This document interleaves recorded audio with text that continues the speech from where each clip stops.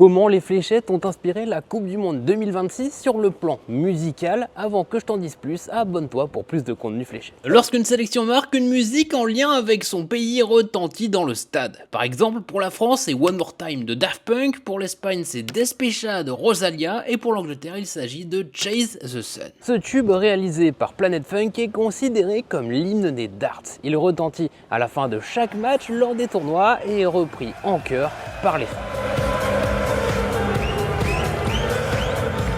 En clin d'œil à la discipline, mais aussi aux joueurs et aux fans anglais qui adorent les fléchettes, la Fédé a donc choisi ce morceau comme musique de but. D'ailleurs, avant la Coupe du Monde, les Three Lions avaient reçu la visite de Luke Littler qui avait remis un maillot à chacun des joueurs. Autre référence aux fléchettes, celle-ci se trouve avant les coups d'envoi des matchs.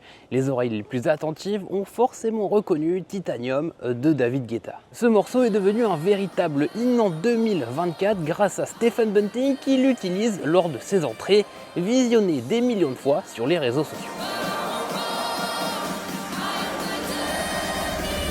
En un peu plus d'un an, Titanium est passé de 1,95 à plus de 2,34 milliards de streams sur Spotify, soit près de 400 millions d'écoutes supplémentaires. Sans être l'unique responsable de cette progression, Stephen Bunting a largement contribué à remettre le tube de David Guetta sous le feu des projecteurs, jusqu'à en faire l'une des bandes-son de la Coupe du Monde 2026. Pendant le mondial, on a aussi entendu Mr. Brightside, la musique utilisée par Nathan Aspinall lors de son Walk On.